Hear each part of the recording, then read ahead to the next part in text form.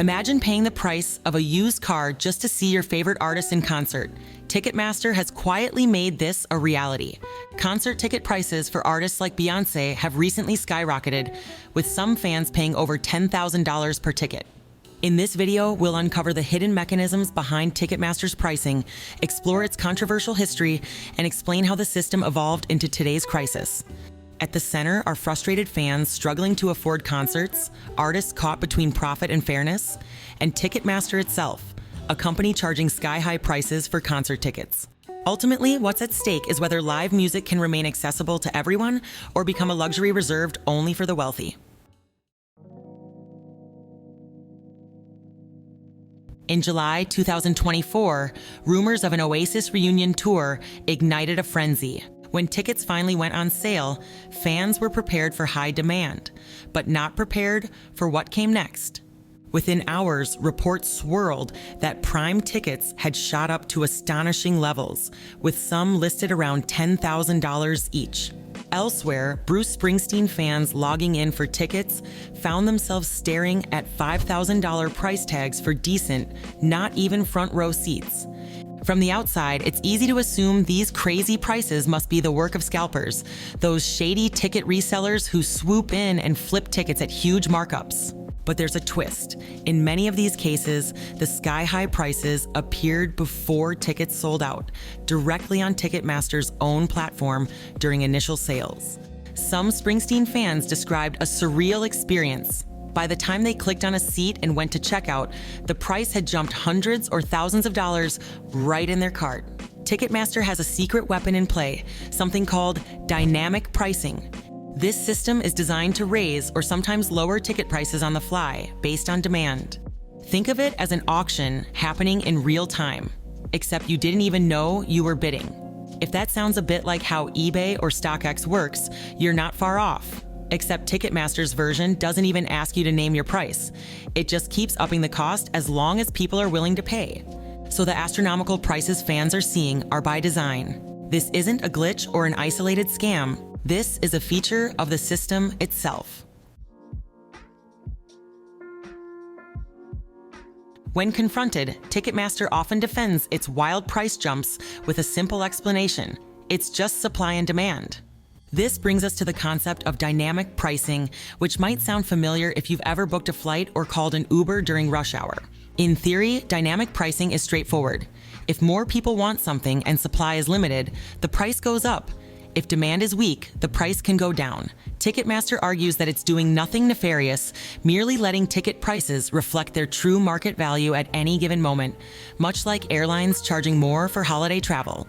So when a popular artist's tour is announced and tickets are selling like crazy, the algorithm automatically hikes the price to keep pace with the willingness of fans to pay. Ticketmaster likens this to surge pricing for rideshares or hotels charging more on peak dates. They even claim it has a noble purpose, preventing scalpers from snatching cheap tickets and reselling at higher prices. If anyone's going to get the extra money fans are willing to spend, it should be the artists and event organizers, not a scalper, or so the argument goes. But just because something follows supply and demand doesn't automatically make it fair or palatable. Traditionally, concert tickets had fixed prices set by the promoter or artist before sales began. If a show was underpriced relative to demand, scalpers would indeed swoop in, a frustrating scenario we're all familiar with. Dynamic pricing was supposed to be the antidote to that, but many fans see it as legalized scalping. Instead of an opportunistic stranger on the internet marking up the ticket, it's an impersonal algorithm doing it. The experience can feel predatory. One minute you have a ticket in your cart you think you can afford, and the next minute the website wants hundreds more for the same seat.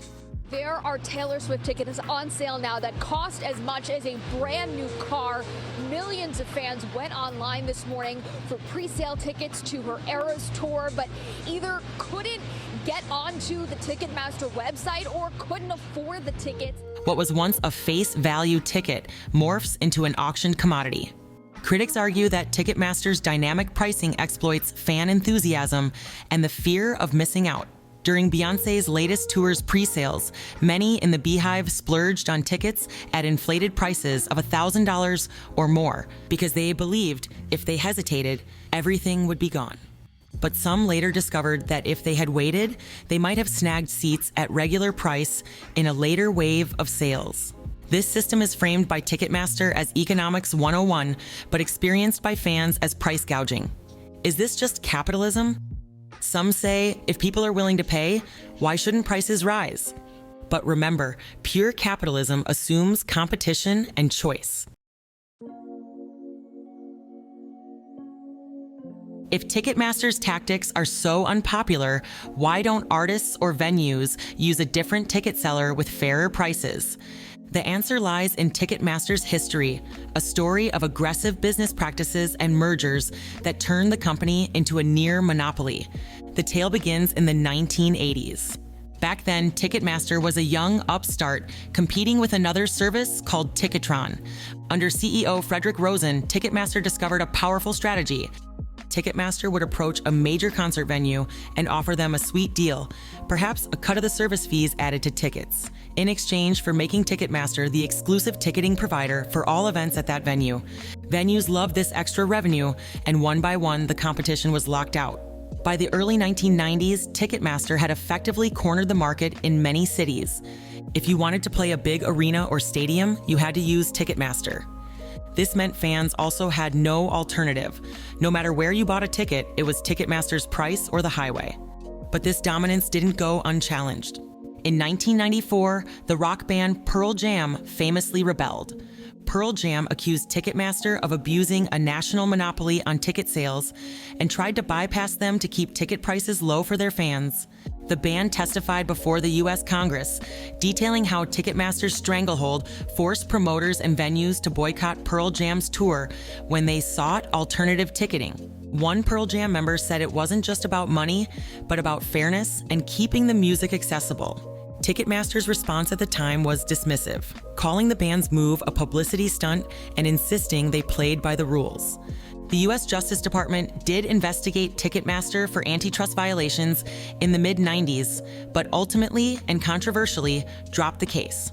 Fast forward to 2010, and Ticketmaster grows even more powerful by merging with Live Nation, the largest concert promoter and venue owner at the time. This merger was a watershed. Imagine if the company that produces most major concerts and owns many of the venues also controls ticket distribution. That's what happened. Despite regulatory conditions meant to keep them in check, Live Nation Ticketmaster became the behemoth that virtually every major artist and tour must do business with. By 2022, Live Nation controlled an estimated 70% of the live event ticketing and venues market. That's beyond dominance. That's almost feudal control. The U.S. Department of Justice and several states have launched a new antitrust lawsuit in 2024, accusing Live Nation Ticketmaster of exactly this kind of monopolistic behavior. The DOJ alleges the company locks concert venues into long-term exclusive contracts so that venues cannot consider or choose rival ticket sellers, which in turn means fans and artists have few alternatives.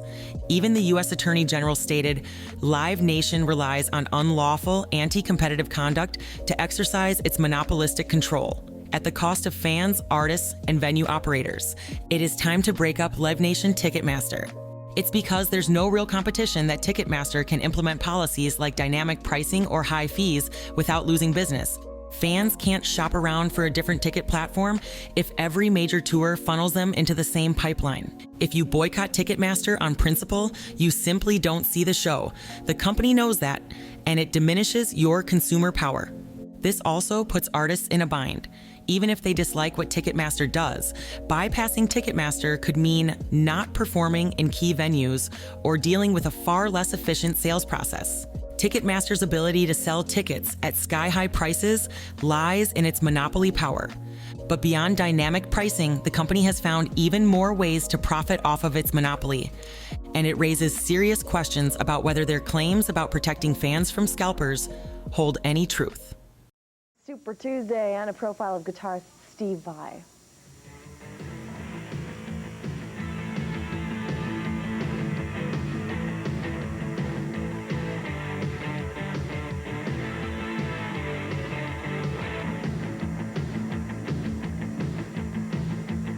For as long as there have been tickets, there have been scalpers. We've all seen or heard of them. Those people outside venues waving tickets, or the online listings asking triple the original price. Scalpers have been painted as the ultimate bad guys by Ticketmaster and artists alike. Ticketmaster's justification for dynamic pricing, remember, is to stop scalpers from getting that money. But here's the irony, Ticketmaster itself runs one of the biggest scalping operations, only they call it verified resale. Ticketmaster has been enabling and profiting from resale through its own platform for years. It came to light in a 2018 investigative report that Ticketmaster had a secret program recruiting professional scalpers. Journalists from CBC and the Toronto Star went undercover and found that Ticketmaster developed an internal tool called Trade Desk to help big resellers automate and manage bulk ticket reselling. Ticketmaster's own employees were caught on camera explaining how they turn a blind eye to scalpers who snag huge quantities of tickets using multiple accounts and bots that technically violate Ticketmaster's rules. I want to know the straight goods on whether Ticketmaster is going to be policing us using our multiple accounts. No. I have a gentleman who's got over 200 Ticketmaster.com accounts. Why would Ticketmaster do this? Because the company gets a cut on the initial sale and then again on the resale. It's a classic case of having your cake and eating it too, or as some call it, double dipping. The investigation even revealed a reseller handbook where Ticketmaster incentivized scalpers to hit certain sales milestones like $500,000 or $1 million in tickets resold in a year to get a discount on Ticketmaster's fees. Each resale on Ticketmaster's official exchange carries fees for the buyer and sometimes the seller, which can amount to another 20 to 30% on top of an already jacked up price. So a ticket that originally had a $150 face value might first carry a $30 service fee when sold the first time. Then when a scalper resells it for $500 on Ticketmaster's platform, the new buyer might pay something like $600 total after fees. Ticketmaster potentially made $30 on the first sale and $100 on the second sale, $130 total, off one ticket originally priced $150. It's a lucrative racket and one most fans aren't even aware of. There are plenty of documented incidents of Ticketmaster appearing to funnel fans toward higher-priced resales. In one notorious 2009 episode, Bruce Springsteen fans going to Ticketmaster's site were automatically redirected to Tickets Now, a resale site owned by Ticketmaster, where tickets were on offer for much higher prices, even while face value tickets were supposedly still available. Springsteen himself was furious, and the New Jersey Attorney General launched an investigation into that practice. Ticketmaster apologized for what it called a glitch, but many believe it was an intentional push to get fans into the pricier secondary market. The message was clear. Ticketmaster would rather you pay more on their resale site than get a face value ticket once. No wonder critics say Ticketmaster has effectively become the biggest scalper of all. They've co-opted the scalpers' tactics and built them into their business model.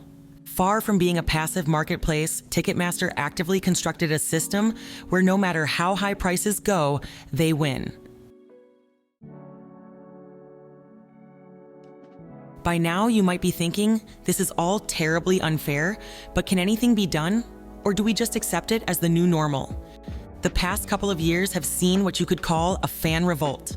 The frustration that had been simmering for decades, since the days of Pearl Jam's fight, finally hit a boiling point with a series of high-profile debacles. One catalyst was Taylor Swift's Eras Tour sale in late 2022. So many fans flooded Ticketmaster's system that it crashed and burned, leaving millions without tickets and prompting Taylor Swift to say she was livid with how her fans were treated. That fiasco drew unprecedented attention. Even U.S. senators held a hearing in early 2023 where they grilled Ticketmaster executives and openly called the company a monopoly. Then came Beyoncé's Renaissance Tour and later her 2025 Cowboy Carter Tour pre-sales, which proved that the dynamic pricing problem wasn't resolved. Fans took to Twitter and TikTok in droves, posting screenshots of $800 or $1,000 standard tickets and expressing heartbreak and anger. In Beyoncé's case, Ticketmaster's dynamic pricing kicked in even during the fan presale, which felt like a betrayal of the artist-to-fan trust that presales are supposed to uphold. Similar outrage has been seen in virtually every major tour's ticket sale recently, from Harry Styles to Drake to smaller artists who suddenly try dynamic pricing. Importantly, regulators globally are now reacting. The UK's Competition and Markets Authority opened an investigation in 2024 into Ticketmaster's Oasis ticket pricing, suspecting it may have breached consumer protection laws by failing to be transparent and fair. The European Commission is examining whether this demand-based pricing is essentially a deceptive practice. In the U.S., the Department of Justice's antitrust lawsuit filed in 2024 aims to restore competition and even contemplates breaking up Live Nation Ticketmaster. Most recently, Donald Trump signed an executive order on March 31, 2025, aimed at combating ticket scalping by enforcing the BOTS Act to prevent automated bulk purchases of tickets, ensuring price transparency, and addressing unfair practices in the live entertainment ticketing industry. Fans develop deep emotional bonds with artists and songs, and concerts are the pinnacle of that relationship. When only the wealthiest fans can attend, something fundamental breaks in the music ecosystem. Artists risk losing the lifelong loyal fans who simply can't compete with corporate clients or ultra-rich buyers for the best seats. From the artist's perspective, there's also a reputational risk. After the 2009 pricing fiasco, some of Bruce Springsteen's fans questioned whether he was still on their side. It's disheartening, it breaks my heart, because how can blue-collar people actually afford to go? Artists don't like being painted as greedy, and many truly aren't. They're navigating a system that almost expects them to extract maximum dollars per ticket. Some fight it and earn praise, but also have to deal with logistical headaches for defying the norm.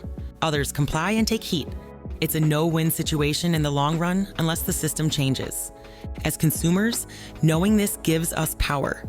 It's the first step in pushing for change, whether it's supporting antitrust actions, demanding transparency, or praising artists who take a stand for fair pricing. But even if change is slow, at least now when you see a ludicrous ticket price, you'll understand why it's happening.